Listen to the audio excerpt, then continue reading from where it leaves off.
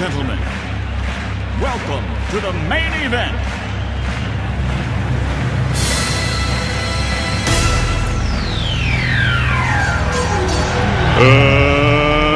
Let's get ready to rumble!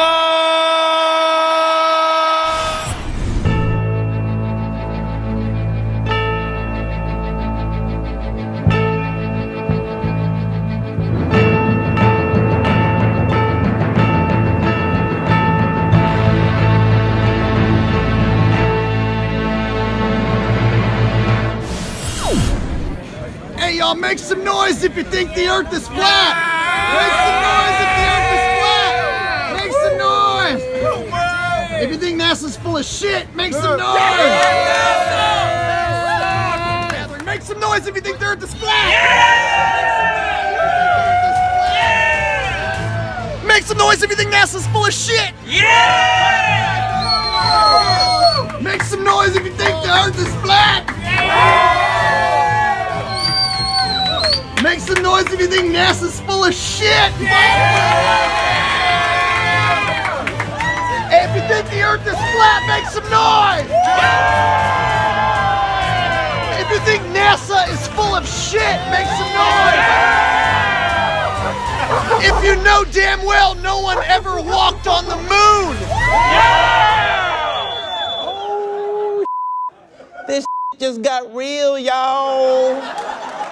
Uh-oh.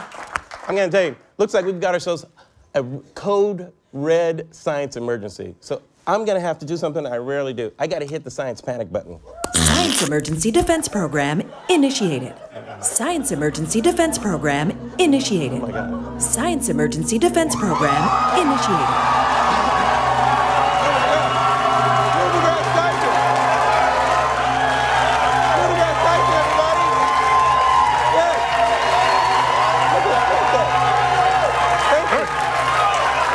I'm trying to eat my dinner. I got your distress call.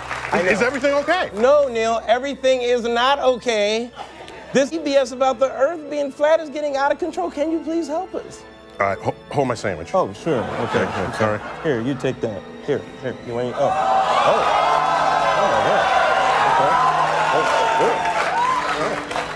God.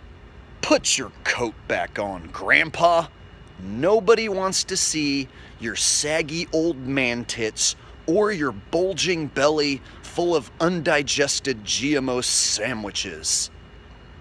The Earth looks flat because, one, you're not far enough away at your size. Two, your size isn't large enough relative to Earth to notice any curvature at all. It's a fundamental fact of calculus and non-Euclidean geometry. Small sections of large curved surfaces will always look flat to little creatures that crawl upon it. But this... I completely agree, Neil. The Earth will always look flat to the tiny creatures that crawl upon it. And when us tiny creatures send up weather balloons over 100,000 feet high in the air, guess what, Neil? It still looks flat. You know why, Neil? It's because the Earth is flat. But this whole thing, it's just a symptom of a larger problem. There's a growing anti-intellectual strain in this country. It may be the beginning of the end of our informed democracy.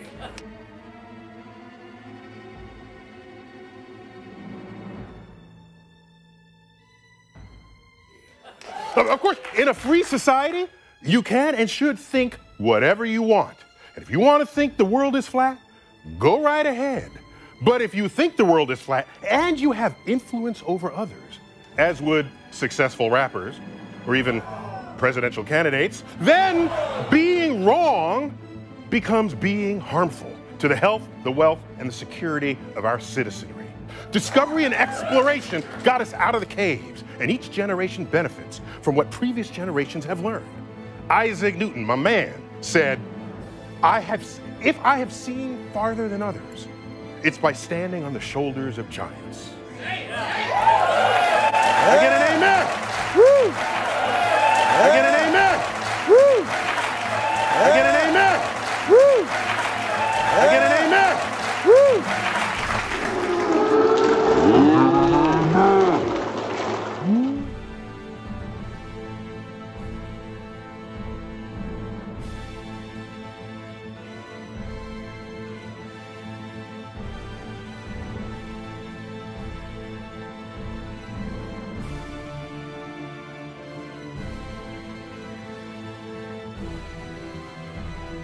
gravity, when you stand on the shoulders of those who came before, you might just see far enough to realize the Earth isn't flat.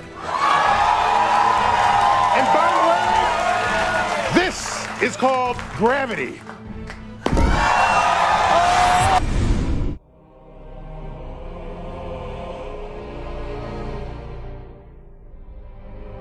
The Earth isn't flat. And by the way, this is called gravity. Sorry, Mr. Tyson, but you are flat out wrong. The fact the microphone left your hand and fell back to the earth is a product of its weight and density.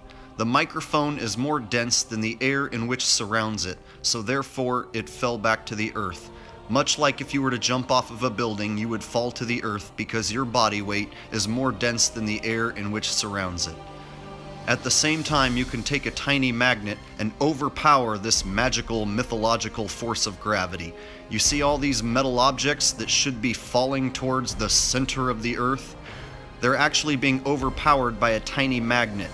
So the same force of gravity, which holds trillions of gallons of water stuck to a spinning ball, are simply overpowered by a tiny magnet. And at the same time, if you fill a balloon with helium, it will rise. It will overpower the forces of gravity. This is due to buoyancy. Because the helium in the balloon is lighter in which the air that surrounds it, it then rises. The helium can overpower the weight of the balloon itself and rise. If you were to drop a balloon without any helium in it, it would fall back to the earth. But once you put helium into the balloon, its contents are lighter than the air in which surrounds it, and it can then overpower the weight of the balloon and cause it to rise. The fact that something falls and the fact that something rises is due to density and buoyancy, and nothing else. It is actually very simple.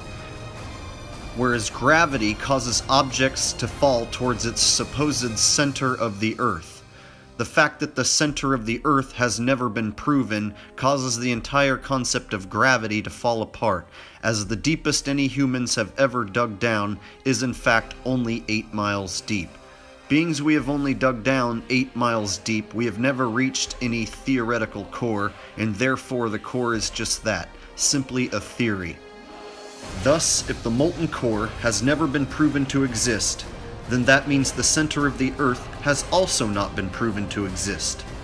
If the concept of gravity is constructed around a supposed attraction toward the unproven center of the earth, then that means the entire concept of gravity itself is baseless and purely hypothetical.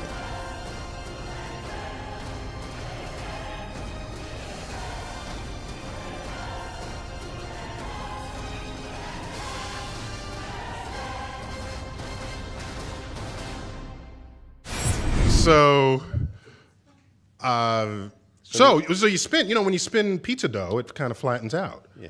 Gets wider in the middle. And so Earth, throughout its life, even when it formed, it was spinning. And it got a little wider at the equator than it does at the poles. So it's not actually a sphere. It's oblate. And officially it's an oblate spheroid. That's what we call it. But not only that, it's slightly wider below the equator than above the equator. A little chubbier. A little chubbier. Yeah. Chubby's a good way. It's like pear-shaped. Pear-shaped. Pear-shaped. Pear-shaped.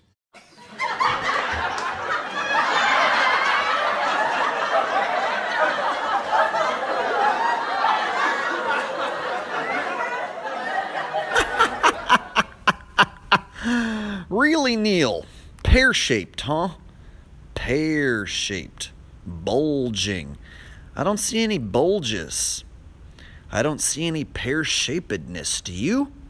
In fact, if you were to measure each one of these circles, you would see that they are perfect circles. No bulging, no oblateness, no pear-shapedness whatsoever. In fact, just about all the images that I've ever seen were perfectly round circles, Neil. The only one who ever brought up the Earth being anything other than a sphere is you. The only person I've ever heard call the Earth a pear or an oblate spheroid was Neil deGrasse Tyson. Before that, no one ever said that in my whole life that I had ever heard. Until Neil said it. Funny thing is, when I go to Google Earth, it's a perfect circle too. So where does this bulging actually begin and end? Where does it take place? Does it only take place on the magical pear in your mind, Neil? Because none of the images that we've been shown have any oblateness or bulging or pear-shapedness whatsoever. So maybe you should get your eyes checked, Neely boy. How do we know the Earth is not flat?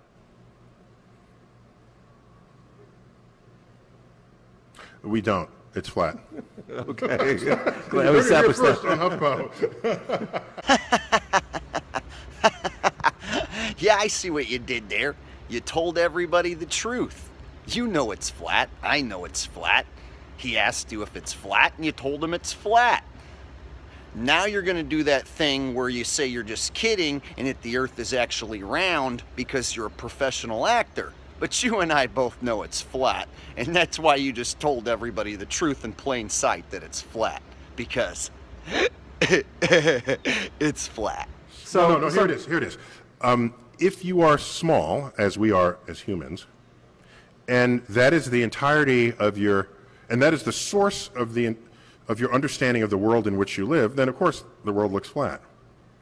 That's not any different from being a child watching television and is presuming that the people you see on TV know you. They don't know me. Well, if you're a little child, you think they do know you, because you are the center of your own universe. That last statement fell about a mile short of making any sense whatsoever, Mr. Tyson. Now, when we use our senses that we were created with, we can see that the horizon is horizontal. Think of that. Horizon, horizontal. They don't call it the curvizon, do they? That's because no matter how high you go, the horizon is always flat and horizontal, and it rises with you to your eye level. This would be impossible if the Earth was a sphere or an oblate spheroid or a pear. Because if the Earth was indeed a sphere, an oblate spheroid, or in your case, a pear, that means as you gained altitude, you would have to look downward in order to see the horizon.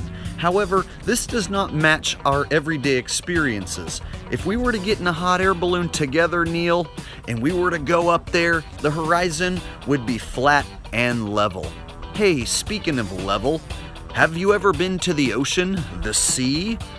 They call it sea level for a reason. They don't say sea curve, do they? In fact, it doesn't matter whether you're at sea level or on top of Mount Everest, whether you're looking out the window of an airplane, or if you send up a balloon 100,000 feet above the Earth, that horizon is flat. Hard evidence that the Earth is not curving in any way. Not the same as a child thinking they know someone on TV. Oh, and look, what's that? That's a hot spot, folks, on top of the clouds made by the sun. That means the sun is very close, not 93 million miles away. But we'll get into that later. Well, we have many lines of evidence to show that Earth is round, including Apollo photos of the round Earth. Yeah, that's where I have a problem, Neil, is because those Apollo images, well, they come from the government. That means I have to blindly trust men who work for a government agency, because NASA definitely is a government agency.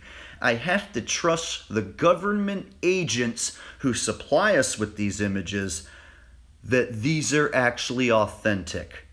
My problem is when I hold these images under scrutiny, they fall apart.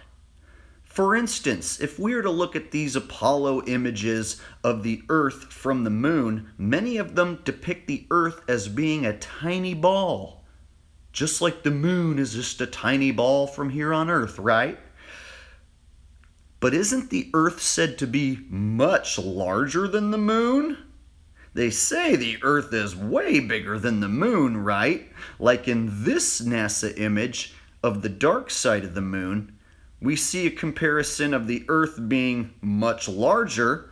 So if we were to stand on the moon, as those men claim to have done, and we were to zoom in, and again, this is a NASA image. Now, let's imagine ourselves standing there on the moon looking at Earth. How is it ever going to be a tiny ball up in the sky, like in those Apollo images? How are you ever going to see the Earth rise? It would take up your whole view. For those of you not following along, the very top image is the NASA image of the dark side of the moon. If you were standing on the moon, it would take up your whole view. The image to the right, the bottom right corner, is an Apollo image of the Earth from the moon. Think about it, folks. For those of you who think I'm not being genuine, you can Google Earth from Moon NASA and you can find these exact images right away. This is an authentic NASA image of the Earth from the moon. And if you Google dark side of the moon NASA, you'll find that other image I was just using, and you can trace it right back to their website so you guys can see this is also said to be an authentic photo of the moon passing by the Earth. So again, if we are to put these two authentic photos together, how exactly would you ever see the Earth rise? How exactly would the Earth not just take up your entire view? When you put their images together and you hold it under scrutiny, the whole thing falls apart like a crappy, flimsy card house, folks. There's that tiny Earth from the moon. And hey, that's a funny looking spacecraft. I think I see tinfoil and scotch tape. Hey, let's take a closer look at that lunar module. You know, the spacecraft they say they landed on the moon in. That's it, folks. That's the spacecraft. Here's a better angle. Now, I don't know about you, but I think I can see tinfoil, scotch tape, and some curtain rods. So you have to ask yourself, at what point is this a lunar module or a homeless tweaker shelter? And could it stand up to the elements of outer space? I mean, look at this thing. They stole our tax dollars to make it. NASA claims they went to the moon in that pile of crap. I don't know about you, but I definitely want my money back. And if you look at the boot, it doesn't even leave an impression on the moon. But the astronauts who weigh a lot less, well, they leave perfect footprints. They say that the module weighed about 10,000 pounds, but it didn't leave an imprint, a blast crater, and no dust settled on the boot whatsoever. Now let's watch this thing take off, and you guys tell me how realistic this looks. It's gonna leave the moon, y'all. There it goes, leaving the moon. Now when I ask, who was left behind to tape it? They say, it's a robot camera. A robot camera that they control from Houston is filming it leave the moon. So the top part of what I showed you before, which looked like a homeless tweaker shelter, the top part of that apparently leaves the moon, and it doesn't fly back and land on Earth. Oh no. You actually have to believe that that thing rendezvous, joins up with the lunar orbiter, connects back together and that the men inside there get out of there and then back in the orbiter and then returned safely to Earth. But of course, you don't get to see any of that happen. You just have to trust the government that it happened. Just like you have to trust a professional actor like Neil to tell you to trust the government that those pictures of the Earth are authentic.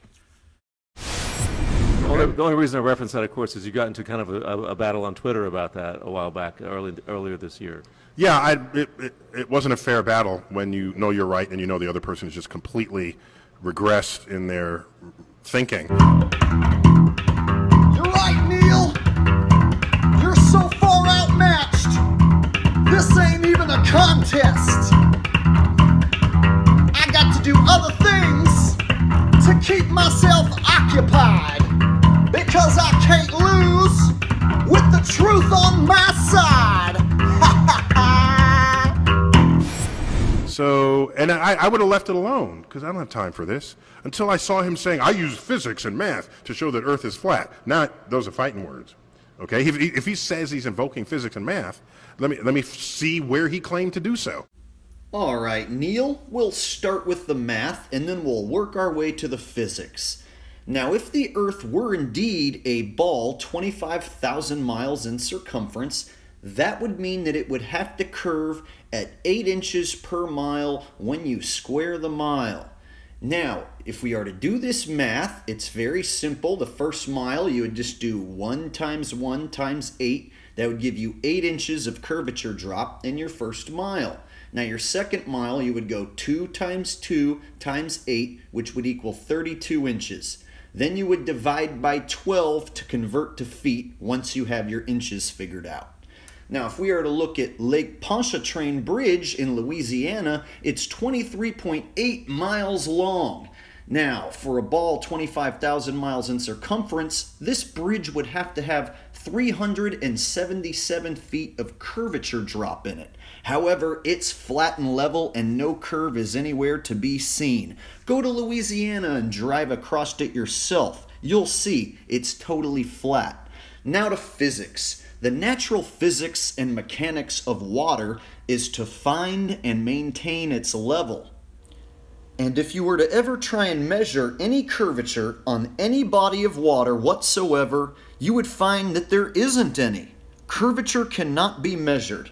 And furthermore, if the Earth were a ball covered in water, that would put many rivers flowing impossibly uphill.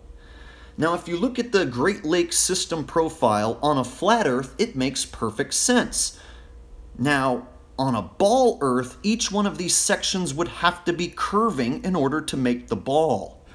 Now, when we combine math and physics together, we can perform experiments which prove beyond a shadow of a doubt that the Earth is not curving. Now, this experiment is one of my favorite globe-busting experiments, and it comes from the YouTuber Jenna Frito. She performed an experiment where she zoomed in with her P900 on the Rogers Center from over 30 miles away. The Rogers Center is only 282 feet tall and should have been covered up by Earth's curvature. Enjoy, folks. This is proof the Earth does not curve, and proof Neil is full of crap.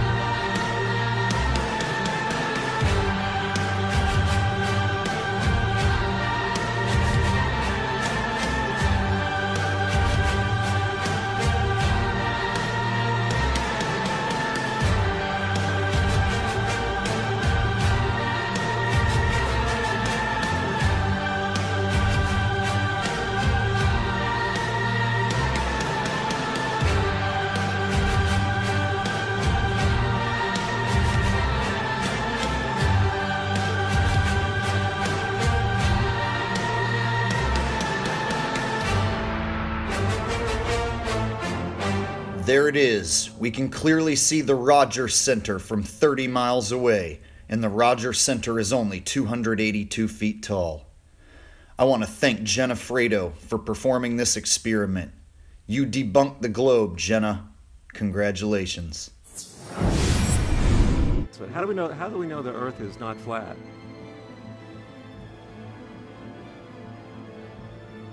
We don't. It's flat.